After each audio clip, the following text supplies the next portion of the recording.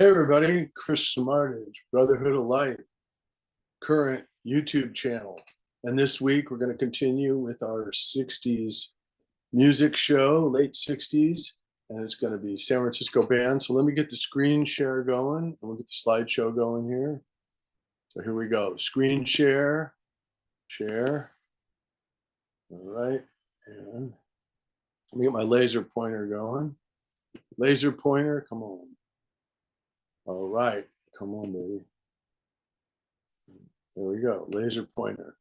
Okay, so our first slide today is San Francisco, Haight-Ashbury, 1966 to 1969. So this is focusing on the late 60s. We're not going to go beyond into 1970. We're just going to cover these bands from San Francisco, and they're truly lived there or from there or broke from there. So first of all, we got the Grateful Dead with the Psychedelic Light Show up in Daly City. And so we're going to move on to the next shot and hit our first 1966 band. So not too many people know about these bands, but I had to mention them because we're in the 60s. The Bull Brummels were the first band from San Francisco. They were considered the San Francisco Beatles. They had a song called Laugh, Laugh. It was a hit. And then the Grassroots and Let's Live for Tomorrow was their big hit. So the Grassroots are originally from LA. They moved up there. A friend of mine's father managed them out of San Bruno, California. So I just thought I'd hit those guys because somebody's going to say, well, what about these two bands? And Sal Valentino was the lead singer and the leader of the Bull Brummels. So he later went on to a band called Stoneground. Okay, next. So in 1966, Marty Ballin and a couple partners opened up a club in the Marina District down below Fillmore Street called The Matrix. And here it is. The Matrix are lined up. And the picture on the left is a Jefferson Airplane. It holded about 150 people at the max. And it was the first club that had this kind of music. And then Marty formed this band, okay, called the Jefferson Airplane. So here's Marty, the laser pointer's right at his head, and this is his first album called The Jefferson Airplane Takes Off. And the lead singer, this girl in here called Tolly Anderson, was the lead singer on this record in 1966. So she got pregnant and had to bow out of the music business. So there was another band that played at the Matrix called The Great Society with Grace Slick singing. And there's Live at the Matrix album, I guess you can get. Here's a bunch of posters with Great Society and Jefferson Airplane. And so what they did was they took Grace Slick, which there she is, giving us the finger, and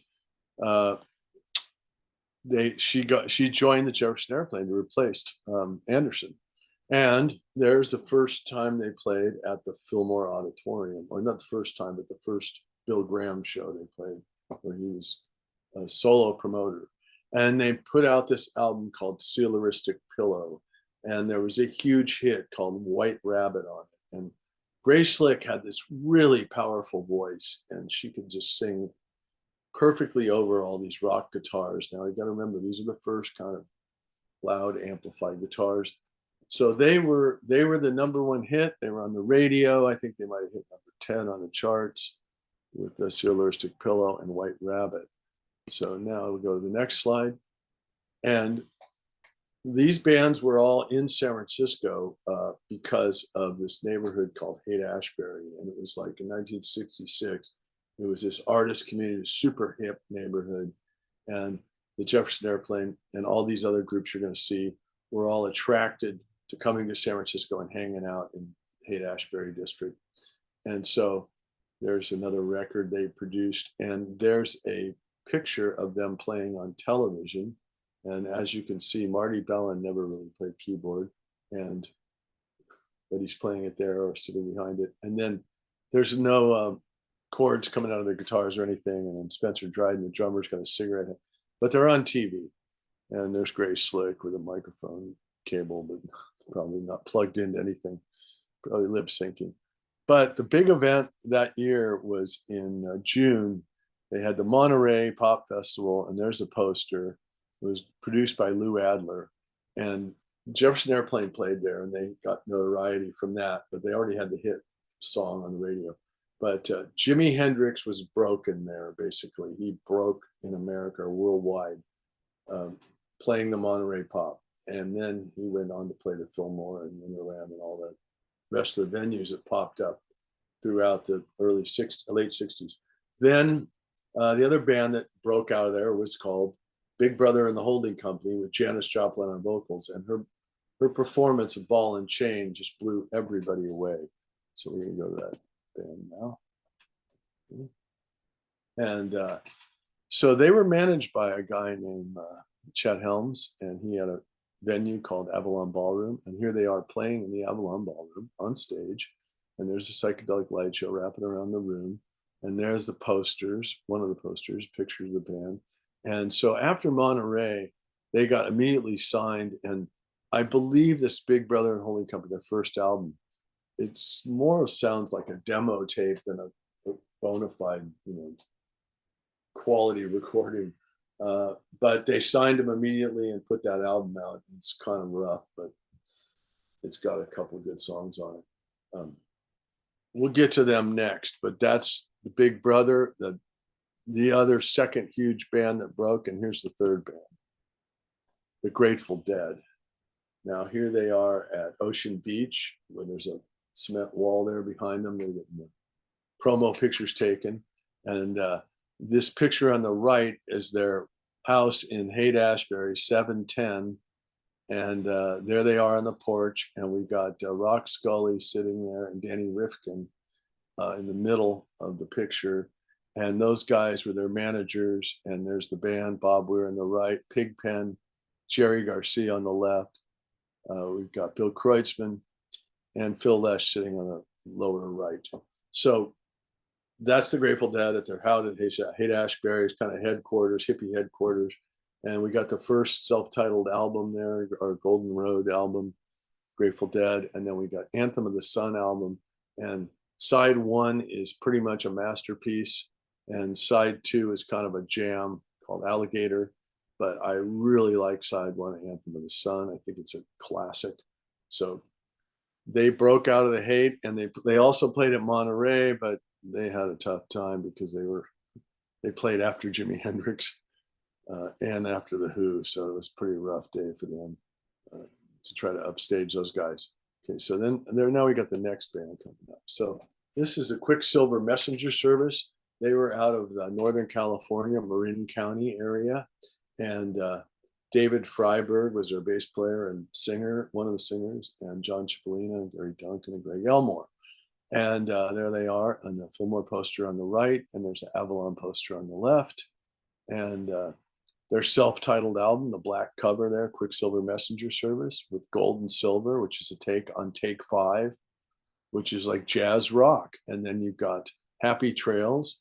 It's got a 20-minute Who Do You Love and a 15-minute Mona, and they just jam out. They're like a psychedelic progressive rock band, guitar oriented, all kinds of special effects, really cool. These two albums are just really awesome, way ahead of their time, and worth checking out. I love that. I love this band.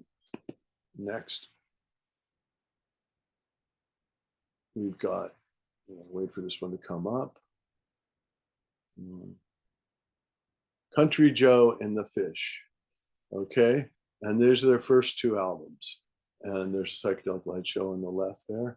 And they've got a couple really good songs on this first album, Sweet Lorraine and Flying High. And then they've got a bunch of psychedelic classics with this modal guitar sound.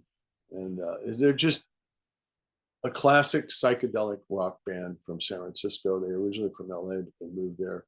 And they now, Country Joe lives in Berkeley, and Barry Mountain, lead guitar, still up there in Northern Cal.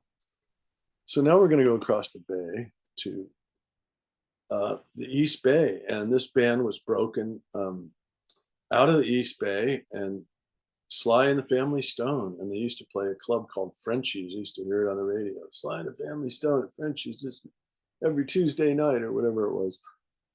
But Dance to the Music, great song, great album. Life, their second album, really good. And their third album, Stand, was a breakout album. And there they are, flashy as ever. Funk, psychedelic, rock music. They wrote the book. They are the '1 band of that genre. They're just incredible. Sly and the Family Stone, first 3 albums. And they have another album after that, but it came out in the '70s. So I want to talk about it. All right. So that's Sly and the Family Stone. We'll be hitting them later. And then we had It's a Beautiful Day. And so it's a violin kind of based band. The violin player is the leader, David LaFlame, and he was a classical musician trained, and he came out of he's from Salt Lake, I think, and he came through Seattle into San Francisco, of course, attracted by the hate. And they had this great album, and they have this song called White Bird, which is an incredible song, and Bombay Calling. This is just a great album. It's way ahead of its time also. Just really good quality stuff, and it's well worth getting. It's really good. And then Anthem of the Sun is Grateful Dead's third release. It's got some excellent songs on it. The production I thought was a little soft on it, but we'll get to some of the stuff on this later in the show. And then Steve Miller, who came from Chicago with the Steve Miller Blues Band, and he was joined by a guy, Boss Skaggs, and they created these 2 albums. And this is Children of the Future is a psychedelic one with the Moscone cover right here, and then Sailor. And Sailor is it's got a variety. It's got rhythm and blues. It's got some soft vocal stuff on it. It's got some psychedelic Pink Floyd-y stuff. It's really good. Sailor is probably the one, if you want to get an early Steve Miller album, that's the one to get. So they were, I believe, living in Berkeley at the time, at least Miller was. And so that was it. He was attracted to San Francisco, came out in '68, got signed, and alongside Quicksilver, they both were sort of had the same history there. So now, here we go. So now the Haight-Ashbury, now after Monterey, is just attacked by all these people. And so there's the center poster is a Grateful Dead and Jefferson Airplane playing at Bill Graham's Fillmore. Now this has become a thing. They're doing shows 5 days a week at the Fillmores and Winterland. But this band pops up, Moby Grape on the right here. And there they are out on Haight Street with the washboard and the finger, the famous shot. And there they are on the bottom, and they had a song called Omaha. But as you can see on this picture in the middle, the hate is just bursting at the seams with all kinds of crazy hippies. It's kind of out of control. Summer of Love is kind of a disaster in some degree. But then Big Brother comes out with this record, Cheap Thrills. And it's got a version of Ball and Chain on it, which is just a mind-blowing vocal performance. And I think Janis Joplin set the stage for a lot of these heavy metal singers, including guys like Axl Rose, that do these incredible guttural screaming vocals. And she does it there. And then the other hit off the record is called Piece of My Heart. And this is a great album. The band is really kind of a garage sounding psychedelic rock band, but it just works with her. I just love this record. It's just so good. And now here we go. So we've got a Jim Marshall photograph of Haight Street. And in 1968, they decide to have a street festival. The Grateful Dead pull up in a flatbed truck, unveil their equipment, and play an 1.5-hour set, which was totally illegal, but they got away with it. And they produced an album at the end of '69 called Live Dead. It was recorded at the Fillmore, and it's great. It's just a phenomenal album. It's got stuff from Oxa Moxa on it, and they just did they found their sound by recording it live at these live events. And it's just super proggy and super psychedelic jamming. And it's just the greatest live Dead album as far as I'm concerned. I mean, there's different varieties of Grateful Dead that are on these later versions. Now we're going to go another band here. So from Lodi, California, we've got Creedence Clearwater. Lodi is a Northern California town in the valley, San Joaquin Valley. And Creedence Clearwater came out of there, and I think they moved to the East Bay and Berkeley area. And they created this first album with the blue album cover on the left, and the song Susie Q. And then their second album is Green River. And I personally believe that this is really the raw, true Creedence Clearwater, my favorite two albums. Then when in the 70s, they went commercial, and they did a lot more radio-friendly commercial stuff, but these are the two records to get, and this is their 60s stuff, and they were great live at the Fillmore and Winterland. And just another great band out of Northern California. Okay, so now we got the Sounds of the Streets. Santana releases its first album in late '69. There they are, the band Santana. And let's see, there's Carlos right there with the laser pointer on him. That's Carlos Santana, the leader.